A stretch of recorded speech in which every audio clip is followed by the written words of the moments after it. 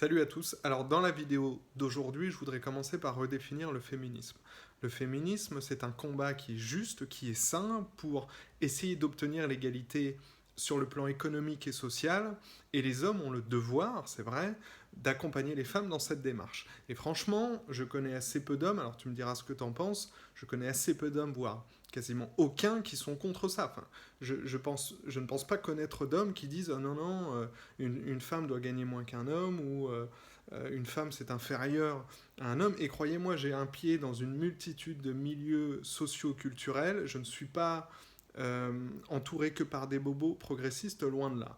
Et j'ai l'intime conviction que tous les hommes qui suivent ce compte Instagram sont pour l'égalité homme-femme. Toutefois, et là je voudrais apporter quelques nuances qui peut-être ne vont pas plaire, le féminisme n'a rien à voir avec l'inconscient ni la sexualité.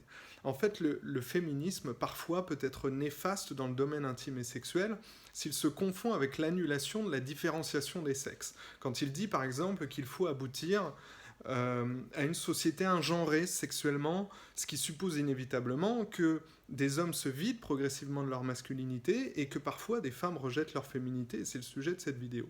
Et c'est malheureusement parfois le cas quand les féministes montrent du doigt des filles qui sont peut-être un petit peu trop sexuelles à leur goût, sous prétexte qu'elles encourageraient le patriarcat, ou quand à l'inverse elles criminalisent la virilité, ce qui, parfois indirectement, hein, mais ce qui donne naissance à une génération d'hommes féminins qui ne plaisent pas aux femmes et qui ensuite ont le complexe de castration. Donc, elles pensent certainement bien faire, mais c'est ignorer qu'un homme et une femme, ce n'est pas du tout pareil sur le plan biologique, sexuel et spirituel. C'est ignorer aussi que nous avons besoin d'une forte polarité sexuelle dans le couple. Il y a beaucoup d'écrivains qui parlent de ça. Et nous avons besoin de ça pour s'attirer, pour s'aimer, et que si en fait autant de couples divorcent aujourd'hui, c'est quasiment 1 sur 2, c'est peut-être parce que nous avons des couples formés par des hommes qui sont corvéables à souhait, et des femmes qui compensent en fait le manque de masculinité des hommes en piochant dans leur propre virilité. Et ce qui les empêche ensuite, devine quoi, de s'épanouir dans leur propre féminité, puisqu'une femme qui fait l'homme à la maison, bah, évidemment, ne peut pas être la femme, n'est pas heureuse. Donc ce que je te dis là peut être difficile à admettre, enfin surtout si tu es une femme, parce qu'on est dans l'inconscient. Et comme dans certains esprits, la femme est encore vue malheureusement comme le sexe faible, entre guillemets, certaines féministes qui ne souhaitent pas être identifiées à ça se cachent. Elles se cachent justement derrière des attributs peut-être qu'on qualifie de plus masculins pour rentrer dans la catégorie du sexe fort. Et donc, malheureusement, elles rejettent une partie de leur féminité. Or, le plus paradoxal, c'est que ce sont ces mêmes attributs masculins qu'elles veulent acquérir qui ont créé des problèmes par le passé et des déséquilibres. Je veux parler de la soif de pouvoir, du manque de communication, le manque d'écoute, de sensibilité, le manque de vulnérabilité, les problèmes liés à l'ego, etc. Et j'ai une anecdote un petit peu personnelle, mais quand tu vois, moi je promène mon chihuahua dans les rues de Paris, j'arrive assez bien quand même à cerner les filles qui n'ont vraiment aucun problème à se mettre dans la catégorie des filles un petit peu girly, tu vois, et celles qui, à l'inverse, trouvent ça complètement cliché et ridicule, un chihuahua avec un collier rose et une clochette. Sans mentionner le fait qu'il faut être plutôt à l'aise, là, et je veux parler de moi, dans sa masculinité, quand un grand gaillard se promène un petit chihuahua dans les rues de Paris. Mais ça, c'est un autre sujet. Alors, je vais me faire le porte-voix d'une majorité de mes congénères masculins, mais après avoir coaché des dizaines et des dizaines d'hommes depuis le début de l'année, je crois que les hommes qui sont masculins aiment encore les femmes qui sont sensuelles et féminines. À l'inverse, ils n'aiment pas trop, hein. Les femmes qui s'empêchent d'être vulnérables ou féminines, qui s'empêchent d'être apprêtées, qui s'empêchent d'être soignées sous prétexte que ça va les rendre trop fragiles ou trop faibles.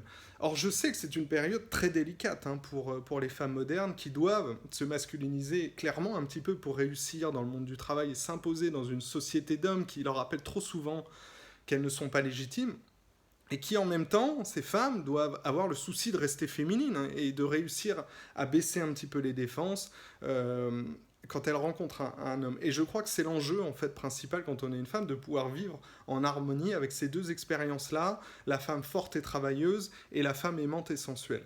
Et les hommes, en fait, ils veulent voir les deux, hein, mais pas au même moment. Hein, ils veulent voir les deux, mais pas dans le même contexte.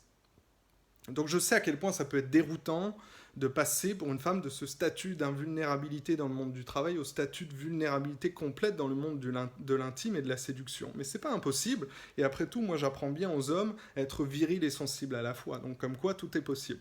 Et le truc, c'est que pour qu'une femme puisse s'épanouir dans sa féminité, qu'elle le veuille ou non, elle doit s'associer à un homme qui s'épanouit quand même un minimum dans sa virilité. Et je dirais même qu'elle doit accepter dans la phase de séduction, tiens-toi bien, de se laisser diriger par un homme spirituellement parlant, c'est-à-dire de réussir à se laisser aller et lâcher un petit peu prise.